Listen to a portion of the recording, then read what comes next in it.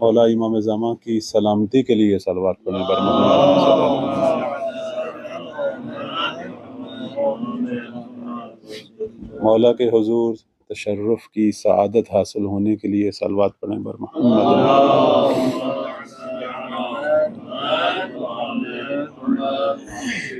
اعوذ باللہ من الشیطان الرجیم، بسم اللہ الرحمن الرحیم، الحمد للہ رب العالمین، الصلاة والسلام علی سید الانبیاء وخاتم المرسلین وعلی آلہ الطیبین الطاہرین سیما بقیت اللہ، اما بعد، قال اللہ تبارک و تعالی فی کتابہ المجید، اعوذ باللہ من الشیطان الرجیم، ولو ان اہل القری آمنوا واتقوا لفتحنا علیہم برکات من السماء والارض۔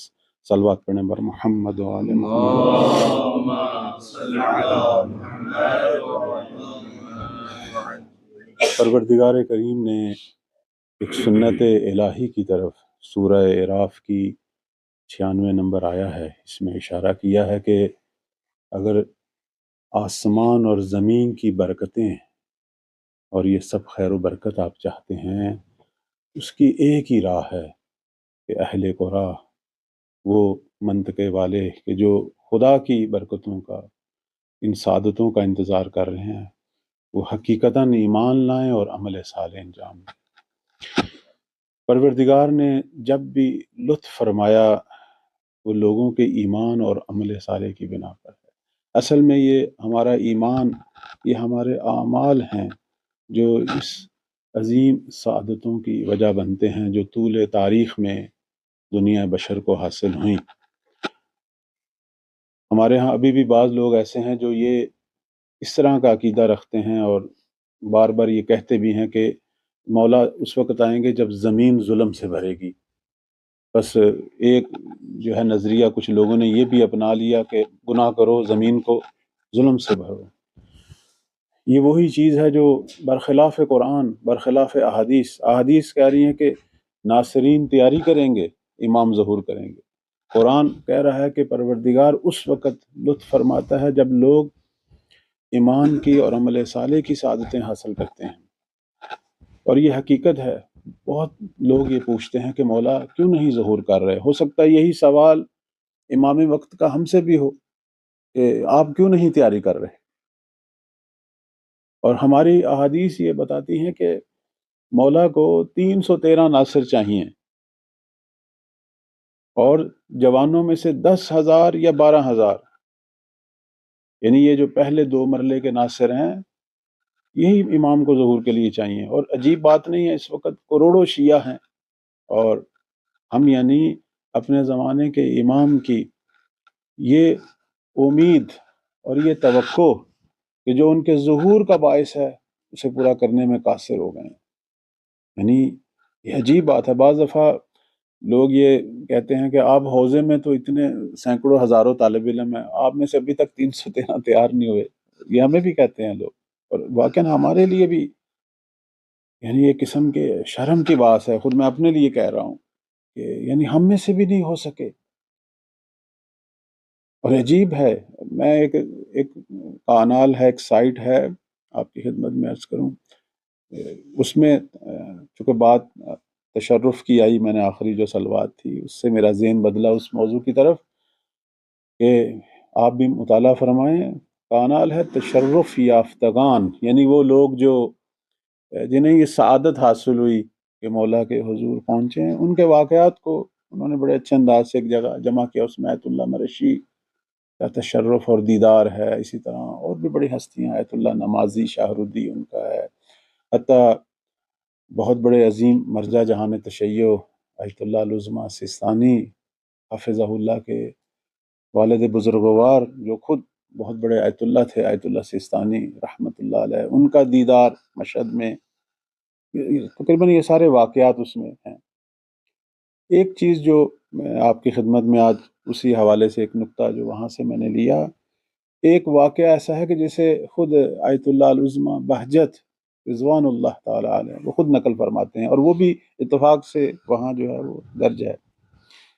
ان کے ظاہراً کسی شاگرد نے نقل کیا کہ آغا سے پوچھا گیا، تو یہ دکھ ہے واقعاً ایک بہت بڑا۔ امام زمان علیہ السلام کا اس وقت سب سے بڑا رنج یہ حوادث نہیں ہے یا باہر کے دشمن نہیں ہے، ان میں سے کوئی یہ قابلیت نہیں رکھتا کہ پروردگار کی حجت کے مد مقابل ٹھہر سکے۔ امام جب آئیں گے 8 مہینے میں پوری زمین کا کام ایک کر دیں گے، پوری زمین کو ایک سلطنت میں بدل دیں گے، چاہے جتنی بڑی سپر پاورز ہوں۔ یہ فرزند حیدر کرار ہیں جس کے سامنے خیبر کی کوئی حیثیت نہیں تھی، جسے اس زمانے کے غیر مسلم یہودیوں نے بہت بڑا ایک طاقت کا ایک قلعہ بنایا ہوا تھا۔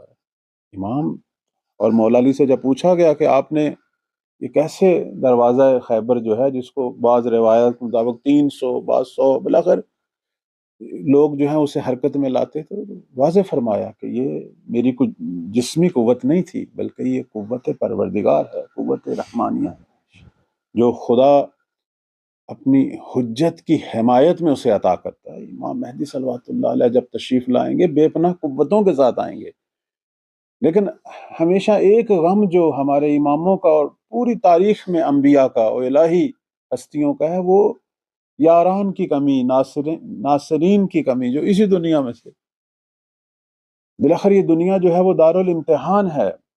سارے کام اللہ نے نہیں کرنے، ہم تو اسی انتظار میں بیٹھے ہیں سارے کام خدا کرے۔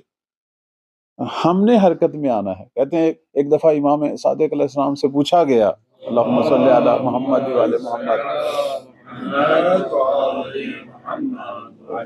پوچھنے والے نے پوچھا، اور یہ بات ہمارے ذہنوں میں بھی ہے، عام طور پر لوگ بھی ہم سے پوچھتے ہیں۔ اس نے کہا کہ مولا جب قائم ظہور کریں گے، اب ظاہر متن روایت یقیناً اس طرح نہیں ہے جس طرح میں بیان کر رہا ہوں، لیکن مغز مطلب یہی ہے۔ پوچھا اس نے، یہ روایت ہے، موجود ہے اور معتبر روایت ہے، کہ جب قائم آئیں گے تو اللہ ایک ہی رات میں ان کے سارے کام کرے گا۔ اب ہمارا بھی یہی تصور ہے کہ خدا نے سارے کام کرنے ہیں۔ تو چھٹے مولا نے فرمایا، خدا کی قسم ہرگز ایسا نہیں ہوگا۔ اگر خدا نے سارے کام کرنے ہوتے تو پھر کیوں ہمارے پیغمبر کے دانت شہید ہوئے میدان احد میں؟ کیوں انہوں نے اپنے یاران، اپنے انصار کی شہادتوں کے صدمے دیکھے؟ ہرگز ایسا نہیں ہوگا، بلکہ یہ ناصرین مہدی ہیں جنہیں میں دیکھ رہا ہوں۔ میں دیکھ رہا ہوں کہ وہ سواریوں کے عالم میں، یعنی سواری پر ہیں اور جنگ کر رہے ہیں اپنے مولا کی حکومت کو مشرق سے مغرب تک نافذ کرنے کے لیے، تسبیح کی حالت میں ہے، اور ان کے جسموں سے خون جس طرح پسینہ بہتا ہے اس طرح خون بہ رہا ہے۔ یعنی یہ شہادتوں کا سفر ہے، یہ قربانیوں کا سفر ہے، یعنی ایسے لشکر کا، ایک ایسے گروہ کا خالصین۔ تو بات اسی طرف میں وہیں رہوں تاکہ وہ نکل نہ جاؤں موضوع سے۔ آیت اللہ بہجت نے ایک واقعہ بیان کیا، فرماتے ہیں کہ تہران میں ایک عالم دین تھے۔ اب یہ اسی سوال کا جواب ہے جو کہتے ہیں آپ بھی اتنے سارے مولوی صاحبان ہیں تو کیوں نہیں 313 پورے ہو رہے؟ تو آیت اللہ بہجت فرماتے ہیں کہ تہران میں ایک عالم دین تھے، لماتین پڑھاتے تھے اور بہترین استاد تھے۔ ایک دفعہ ان کا کوئی قلم یا کوئی چیز جو بہت ہی مہم تھی ان کے لیے گم ہو گئی، بڑی ڈھونڈی نہیں ملی، تو انہیں شک پڑ گیا اپنے شاگردوں پہ کہ شاید کسی شاگرد نے اٹھا لی۔ تو وہ تھوڑا سا ناراض بھی تھے کہ اسی شک کے عالم میں ایک شاگرد ان کا مثلا ایک دن درس پڑھانے آئے، تو اس نے استاد کے چہرے کو دیکھا تو اس نے کہا کہ قبلہ ہم پہ ناراض ہونے کی ضرورت نہیں ہے، ہم نے آپ کی وہ چیز نہیں اٹھائی، آپ کی وہ پرانی جو عبا ہے یا قبا ہے یا پرانی جو فلاں، اس کے اندر فلاں جیب میں وہ آپ کا سامان پڑا ہوا ہے۔ وہ گئے اور انہوں نے دیکھا تو وہ چیز وہاں پڑی تھی، بڑے حیران ہوئے، اور پھر وہ محسوس کیا انہوں نے کہ یہ طالب علم جو بشک میرا شاگرد ہے، بالآخر یہ کسی مقام پہ پہنچا ہوا ہے، ورنہ ایک غیب کی خبر، ایک پوشیدہ چیز کی خبر کیسے دے سکتا ہے؟ انہوں نے پوچھا، بالآخر آپ تشرف یافتہ ہیں، آپ کا سلسلہ جو ہے وہ کسی، اس نے انکار نہیں کیا۔ تو اب یہ استاد جو ہیں وہ اس سے ہمیشہ کہتے تھے کہ میری بھی کوئی اگر ممکن ہو تو میرا بھی ایک دفعہ دیدار مولا سے کروا دیں. یہ واقعہ موجود ہے، ابھی بھی آپ نیٹ پہ کھولیں گے کانال تشرف یافتگان میں. جب بہت زیادہ اصرار کیا تو اس شاگرد نے کہا کہ میں نے یہ ان کی بارگاہ میں عرض کیا کہ آپ ملنا چاہتے ہیں، تو انہوں نے فرمایا کہ ان کو کہو اپنے اندر تہذیب نفس پیدا کرو، میں خود ملنے کے لیے آ جاؤں گا. اللهم صل على محمد وآل محمد اللهم صل على محمد وآل محمد. یعنی فرمایا کہ اپنے اندر تہذیب نفس پیدا کرو، میں خود ملنے کے لیے آ جایا کروں گا. اس طرح کے واقعات بہت سارے ہیں. بہت سارے لوگ چاہتے تھے کہ امام کی بارگاہ میں ان کی خدمت میں پہنچے. اس قوم کے اندر بڑے واقعات ہیں، نقل ہوتے ہیں. شاید آپ نے وہ ایک پیر مرد جو بازار میں ایک دکان تھی اس کی، وہ کفل والا واقعہ بھی سنا ہے. اس میں بھی یہی پیغام تھا. فرمایا کہ چلے کاٹنے کی ضرورت نہیں ہے، میری ملاقات کے لیے چلے نہ کاٹو، کوئی وظیفے نہ پڑھو، اپنا عمل اس جیسا. وہ جو دکاندار تھا جس نے ایک دیانت کا اعلیٰ ترین نمونہ پیش کیا، اگرچہ وہ اس معاملے میں تجارت والے معاملے میں بے پناہ پرافٹ لے سکتا تھا، لیکن اس نے شرعی پرافٹ تک اپنے آپ کو محدود کیا. مولا نے فرمایا کہ اس طرح کا عمل دکھاؤ، چلے کاٹنے کی ضرورت نہیں ہے، میں خود ملنے کے لیے آ جایا. عرض خدمت ہے کہ میں نے میرا خیال ہے کچھ عرصہ پہلے گفتگو شروع کی تھی زمانہ غیبت کے ناصرین. میں اسی نقطے کو تھوڑا سا آگے بڑھاؤں گا آج انشاءاللہ جتنی توفیق ہوئی. کہ درست ہے ابھی ظہور نہیں ہوا، اور اللہ ہم سب کو ان لوگوں میں سے قرار دے جو مولا کے ظہور کا سبب بنے انشاءاللہ. لیکن نصرت جو ہے وہ فقط ظہور میں منحصر نہیں ہے، ہم زمانہ غیبت کے بھی ناصرین بن سکتے ہیں. اور زمانہ غیبت کے ناصرین کا مقام زمانہ ظہور کے ناصرین سے کم نہیں ہے بلکہ زیادہ ہے. جو کچھ بندہ حقیر نے مطالعہ کیا ان روایات میں، اگر آپ تمام تر مہدوی روایات کو اکٹھا کریں تو سب سے زیادہ گفتگو ہمارے ائمہ کی غیبت اور غیبت میں آنے والے جو واقعات اور پریشانیاں، اور اس میں وہ لوگ جو زحمتیں اٹھائیں گے اور اپنے ایمان پر باقی رہیں گے اور اپنے زمانے کی حجت سے متمسک رہیں گے، ان کی فضیلت اور عظمت پر ہے سب سے زیادہ گفتگو ہمارے ائمہ کی. مثلا وہ علماء جنہوں نے زمانہ غیبت میں امت کے امور کی اصلاح کرنی ہے اور لوگوں کے دین کی حفاظت کرنی ہے. آپ دیکھیں امام ہادی صلوات اللہ علیہ کس طرح ان کا ذکر فرماتے ہیں کہ اولئک خیر البریہ، اور فرماتے ہیں کہ یہ وہ ہے کہ جو امت کی کشتی کے ناخدا ہوں گے. ساتھ میں مولا فرماتے ہیں یہ وہ ہیں کہ جو صرف ہم سے راضی نہیں، ہم بھی ان پہ راضی ہوں گے، اور روز قیامت جس جگہ پہ ہم ہوں گے یہ وہیں ہوں گے. اتنی عظمتیں ہیں ان لوگوں کی جو زمانہ غیبت میں. حتیٰ زمانہ غیبت کے عام مومنین جو اس طرح کے حالات، جس طرح کے حالات سے آج بھی ہم گزر رہے ہیں، جو اپنے ایمان کی حفاظت کرتے ہیں، جو اپنے تہذیب نفس پہ توجہ رکھتے ہیں، نبی کریم صلی اللہ علیہ وآلہ وسلم نے اللہم صلی علی محمد اس زمانے میں فرمایا کہ وہ ان لوگوں کی مانند ہیں، ان لوگوں کی مانند ہیں کہ جو میرے صرف اصحاب نہیں ہیں، میرے یاران، میرے جو آپ سب بیٹھے ہیں اپنے اصحاب کو مخاطب، بلکہ ان کا مقام یہ ہے کہ اللہ نے انہیں میں محمد کا بھائی قرار دیا، کیونکہ انہوں نے سفید کاغذوں پر سیاہ تحریریں پڑھ کر مجھ پر ایمان لایا ہوگا اور اس ایمان پر ثابت قدم ہے.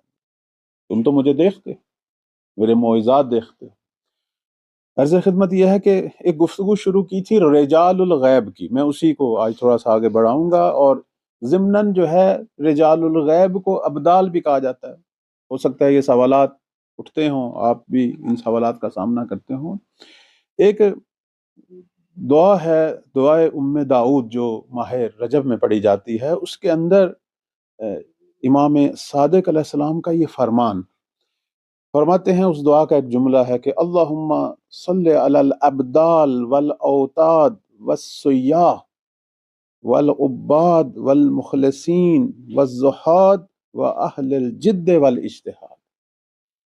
اس دعا سے جو ہے ایک گروہ جو ہے سامنے آ رہا ہے کہ جس پر چھٹے مولا جو ہیں وہ درود بھیج رہے ہیں.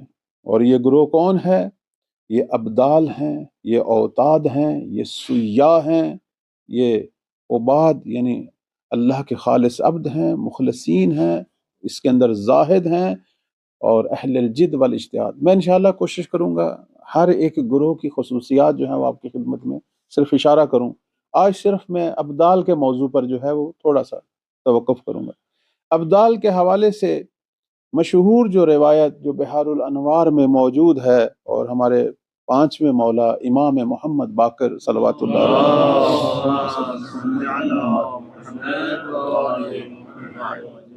یہ روایت بحار میں بھی ہے، کافی میں بھی ہے، اور جناب توسی علیہ الرحمہ نے کتاب الغیبت میں بھی اس روایت کو لکھا کہ مولا فرماتے ہیں کہ لا بد لصاحب ھذا الامر من غیبت، کہ حتماً صاحب امر یعنی امام قائم کے لیے حتماً غیبت ہوگی. ولا بد له فی غیبتہ من عزلۃ، اور اس غیبت میں حتماً وہ تنہا رہ جائیں گے، حتماً وہ گوشہ گیر ہو جائیں گے، حتماً وہ تنہا رہ جائیں گے. وَنِعْمَ الْمَنْزِلُ طیبہ، فرماتے ہیں کہ اس وقت بہترین مقام، بہترین جگہ جو ہے جہاں مولا سکونت اختیار کریں گے، فرماتے ہیں کہ وہ مقام طیبہ. اور طیبہ جو ہے ہماری احادیث میں مدینہ منورہ کو کہا جاتا ہے.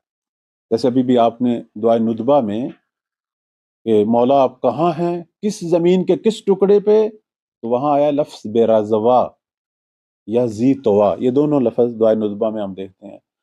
کوہ رضوا اور کوہ زی طوا بھی اطراف مدینہ میں ہیں، اور روایات میں یہ بار بار ذکر ہوا ہے کہ زمانہ غیبت میں امام زمان کی جائز سکونت جو ہے وہ مدینہ منورہ ہے، مدینہ طیبہ ہے، مدینہ طیبہ ہے. یہ جو واقعہ جزیرہ خضرا اور یہ برمودا، ان کی کوئی حقیقت نہیں، یہ تو افسانے ہیں، یہ تو لوگوں کے بنائے ہوئے ہیں. علامہ مجلسی نے ایک شخص کا سفر نامہ لکھا ہے، یہ کوئی روایت نہیں ہے. اصلا یہ اس قابل ہی نہیں ہے کہ ہم اس کی کچھ سند کی بررسی کریں، چونکہ لکھنے والا جو ہے وہ مجہول الہویہ ہے، ایک مجہول الحال شخص ہے، علی بن فاضل مازندرانی، جس نے اپنا سفر نامہ، اور جو کچھ بتایا وہ خلاف حقیقت ہے، خلاف تشیع ہے. تحریف قرآن کے قائل ہیں یہ لوگ، اور وہاں نیابت خاصہ بتائی جا رہی ہے، جو کہ عقیدہ تشیع کے مطابق جو ہے نیابت خاصہ جو ہے وہ ختم ہو چکی ہے، ہم غیبت کبریٰ میں ہیں، نیابت عامہ کا زمانہ ہے، اور بہت سارے مسائل ہیں اس واقعے میں. تو خلاصہ وہ تو محض جھوٹ ہے، محض افسانہ ہے. اس کے رد پر جو ہے علماء نے بہت کام کیا، لیکن متاسفانہ ہمارے بعض جگہوں پر ابھی بھی ناشر جو ہیں اسے چھاپ رہے ہیں، چونکہ لوگوں میں بڑا وہ مقبول ہے جزیرہ خضر. اور جزیرہ برمودا تو انگلستان کے تحت ایک جزیرہ جس میں باقاعدہ آبادی ہے، جس میں لوگ رہ رہے ہیں، اس کے حوالے سے بھی بڑے عجیب جو افسانے بنے ہیں جن کی کوئی حقیقت نہیں. اس وقت بھی آپ برمودا جو ہے وہ آپ دیکھ لیں، اب تو بڑا آسان ہو گیا تحقیقات، وہاں باقاعدہ لوگ رہتے ہیں، کوئی وہاں کوئی ایسی ٹینشن نہیں. یہ اس زمانے کی بات ہے جب ہمارے پاس یہ جدید وسائل نہیں تھے سرچ کے، اور لوگ ان چیزوں پہ یقین کر لیتے تھے. یہ تو اب سب ان کا جھوٹ اور کذب اب واضح ہو گیا ان سب افسانوں کا. احادیث کہتی ہیں کہ امام زمان علیہ السلام اگرچہ پوری دنیا میں نقل و حرکت ہے ان کی، لیکن جس جگہ کو آپ نے اپنی استراحت اور سکونت کے لیے انتخاب کیا وہ مدینہ طیب. اس لیے ہم دیکھتے ہیں کہ ظہور کی جو روایات ہے اس میں ہم دیکھتے ہیں کہ مولا کے پیچھے جو لشکر بھیجے گا سفیانی، کہ جس نے وادی بیدا میں دھنسنا ہے، وہ اس لیے بھیجے گا کہ امام ظہور سے پہلے مدینہ سے نکلیں گے اپنے انصار کے ساتھ، کہ مکہ پہنچ کر اپنا ظہور کا اعلان کریں. تو راستے میں وہ لشکر جو ہے جو پیچھے پیچھے امام کے چلے گا، اور تاکہ مولا کو گھیرا جائے اور ان کو شہید کیا جائے، اور وہ حکم خدا سے عذاب الہی کا شکار ہوں گے وادی بیدا میں. اس وقت بھی یہی ہے کہ مہدی اپنے یاران کے ساتھ، انصار کے ساتھ مدینہ سے نکلیں گے. یعنی مدینہ جو ہے، احادیث یہ بتاتی ہیں کہ مدینہ منورہ جو ہے وہ مولا کا جو ہے وہ مقام استراحت، مقام سکونت. اب اس روایت کو میں مکمل کرتا ہوں. فرماتے ہیں کہ وما بثلاثین من وحشہ، اس تنہائی کے عالم میں امام زمان علیہ السلام کے ہمراہ 30 ایسے اصحاب ہیں کہ جو مولا کو اس وحشت اور تنہائی سے جو ہے وہ نجات دیتے ہیں، اور ان کے بارے میں روایات بہت زیادہ ہیں کہ پوری دنیا میں مولا کے جو امور ہیں ان کو یہی لوگ انجام دیتے ہیں۔ البتہ بعض ہماری روایت ان کو 40 بھی بتا رہی ہیں۔ میں نے ایک دفعہ ابدال کی گفتگو جو ہے اہل سنت میں دیکھا تو وہاں بہت زیادہ ہے، اہل سنت اس کو 60 70 حتیٰ 80 تک بتاتے ہیں۔ جیسے آپ کی خدمت میں جناب احمد بن حنبل نے ان کی جو مسند ہے اس کے اندر نبی کریم صلی اللہ علیہ وآلہ وسلم سے جو روایت ہے، اللہم صلی علی محمد،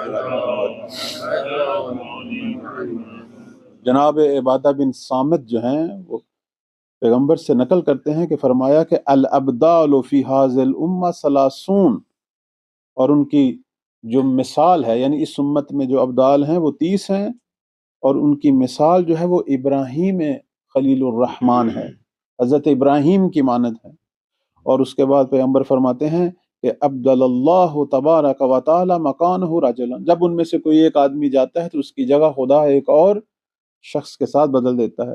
اسی طرح روایت دیکھیں، طبرانی نے معجم کبیر میں جناب ابن مسعود کی روایت ہے جو نبی کریم صلی اللہ علیہ وآلہ وسلم سے نقل ہوئی، فرماتے ہیں کہ لا یزال 40 رجلا من امتی قلوبہم علی قلب ابراہیم، وہاں جو ہے وہ ابدال کی تعداد 40 بیان کی گئی ہے، اور پھر وہی نسبت دی گئی کہ یہ ابراہیم کی مانند ہے۔ اس طرح اہل سنت میں 60 کی بھی ہے اور 80 کی بھی ہے۔ تو خلاصہ یہ ہے کہ چونکہ ہماری روایات کے اندر 30 کا ذکر ہے ابدال کے حوالے سے، اب 30 ہوں 40 ہوں، لیکن یہ وہ صالح لوگ ہیں کہ جو امام زمان علیہ السلام کے اس زمانہ غیبت میں مولا کی تنہائیوں میں ان کی خدمت میں مصروف ہیں۔ اور یہ کون ہیں، ان کے بارے میں انشاءاللہ میں بیان کروں گا کہ یہ وہ لوگ ہیں کہ جو پوری زمین سے مختلف مقامات سے امام زمان اپنی خدمت کے لیے انتخاب کرتے ہیں۔ اس طرح کا ایک واقعہ جو ہے مرجع کبیر آیت اللہ عظمیٰ وحید خراسانی حفظہ اللہ، انہوں نے بھی نقل کیا۔ میں ایک دفعہ ان کے درس میں بتا رہے تھے، خود یہ اپنے کسی عزیز دوست سے نقل کر رہے تھے کہ انہوں نے تہران میں اس طرح کا ایک واقعہ دیکھا، تو کس طرح امام جو ہے وہ اپنے خدمت گزاروں کو انتخاب کرتے ہیں، یعنی یہ حقائق ہیں۔ اور ان لوگوں کی خصوصیات کیا ہیں، اب میں صرف یہاں آ کے اس کو تھوڑا سا کہ یہ جو لوگ مولا کی نصرت کے لیے انتخاب ہوتے ہیں، نتیجہ میں نکالنا چاہتا ہوں۔ تعداد ہمارے لیے مہم نہیں ہے، 30 ہوں 40 ہوں 70 ہوں، ہم نے اسے کیا کرنا ہے، اصل یہ ہے کہ کس طرح امام کی خدمت کے لائق بنے، کس طرح کے لوگوں کو امام اپنے لیے انتخاب کرتے ہیں۔ آپ نے خود یہ جو 2-3 روایتیں آپ کی خدمت میں پڑھی، اشارہ ہوا ہے حضرت ابراہیم کی طرف کہ ابراہیم کی مانند قلب رکھتے ہیں۔ اگر مثلا علماء میں سے بھی انتخاب ہوئے ہیں تو وہ کون سے لوگ ہیں، یعنی توحید اور معرفت الہی میں مانند ابراہیم ہے۔ حضرت ابراہیم کے بہت بڑے جو چیلنج تھے وہ شرک تھا، اس زمانے کا مختلف قسم کا کفر تھا، الہاد تھا، سورج پرستی تھی، چاند پرستی تھی، ستارے پرستی تھی، انسانوں کو خدا بنایا ہوا تھا۔ حضرت ابراہیم نے شرک کے تمام مظاہر کے ساتھ جنگ کی، حتیٰ اپنا جو عبودیت کا جو جذبہ ہے اس کو تا آخری حد جو ایک انسان اللہ کی بارگاہ میں آزماتا ہے اور اس آزمائش میں پورے اترے کہ اپنا لخت جگر اسماعیل بھی پروردگار کے ایک اشارے پر جو ہے وہ خدا کی بارگاہ میں اس خدا کی خاطر جو ہے وہ ذبح کرنے کے لیے تیار۔ یہ ایک شخص کی ایک انتہا کی توحید ہے۔ تو یہ جو ابدال ہیں، ان کی جو سب سے پہلی صفت ہے وہ صفت یہی ہے کہ یہ الہی معرفت اور توحید میں اس مقام تک پہنچے ہوئے ہیں کہ جس کے بارے میں مولا کائنات امام علی ابن ابی طالب صلوات اللہ علیہ وسلم پوچھا گیا ان سے کہ مہدی کے ناصران کیسے ہوں گے؟ ظاہر ہے یہ جو زمانہ ظہور کے ناصر ہیں یہ زمانہ غیبت کے ناصروں سے ہی تو انتخاب ہوں گے، کیسے ہوں گے؟ فرمایا یوحدون اللہ حق کا توحید، اس طرح توحید پروردگار رکھتے ہوں گے جس طرح کے حق ہے توحید رکھنے کا۔ اب حق تو امام کو ہی معلوم ہے، ہمیں تو نہیں معلوم حق کے توحید کیا ہے۔ اور فرمایا کہ قلوبہم کزبر الحدید، ان کے دل جو ہیں وہ فولاد کے ٹکڑوں کی مانند ہیں، اتنے پختہ ہو چکے ہوں گے خدا کی معرفت اور اس کی توحید میں کہ اب کوئی بھی شیطان، اب کوئی بھی شیطانی وسوسہ جو ہے ان میں سوراخ نہیں کر سکتا۔ تو میں یہاں ختم کرتا ہوں اپنی گفتگو کو کہ ابدال کی پہلی صفت، اور اللہ ہم سب کو یہ صفت اور یہ خصلت الہی اپنے وجود میں پیدا کرنے کی توفیق دے۔ پروردگار ہمیں مولا کے موحدین ناصروں میں سے قرار دے۔ اس وقت سب سے بڑا مسئلہ جو ہے ہمارے اپنے بچوں اور جوانوں کو، حتیٰ یونیورسٹیوں میں، وہ الہاد ہے۔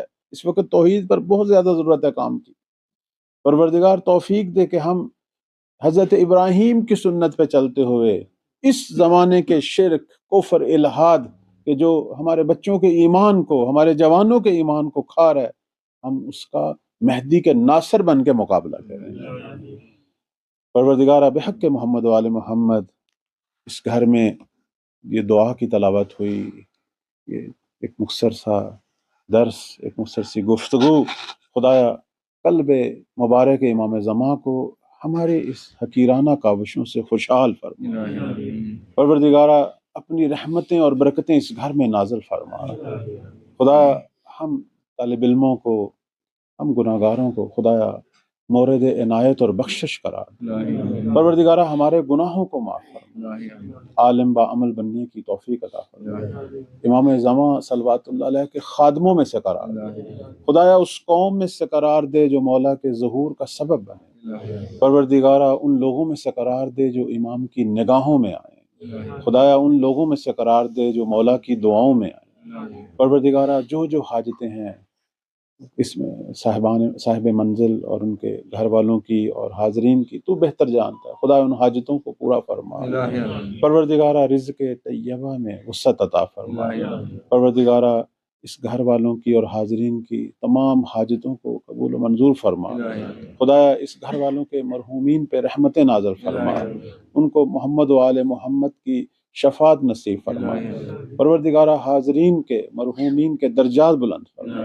پروردگارہ جہاں جہاں بھی مسلمان مجاہد، جہاں جہاں بھی مقاومت، جہاد اور استکبار کے مد مقابل قیام اور ثبات کا مظاہرہ کریں، پروردگارہ ان سب کو کامیابی عطا فرما۔ خدایا مجاہدین کے مولا کے ظہور میں تعجیل فرما۔ پروردگارہ جہاں جہاں بھی مومنین شیعہ آباد ہیں ان کو ہمدل فرما۔ پروردگارہ سب کی مشکلات کو دور فرما، دشمنان اسلام، دشمنان اہل بیت کو نیست و نابود فرما۔ پروردگارہ ہماری یہ حقیر سی دعا کو اپنی بارگاہ میں قبول و منظور فرما۔ اللہم تقبل منا انک انت السمیع العلیم برحمتک یا ارحم الراحمین۔ صاحب منزل کے مرحومین اور اسی طرح حاضرین کے مرحومین، شہداء، مجاہدین جو اس دنیا سے چلے گئے ہیں، اور بالخصوص ہمارے شہید قائدین اور رہبران، سب کے لیے ایک سورہ فاتحہ کی تمام۔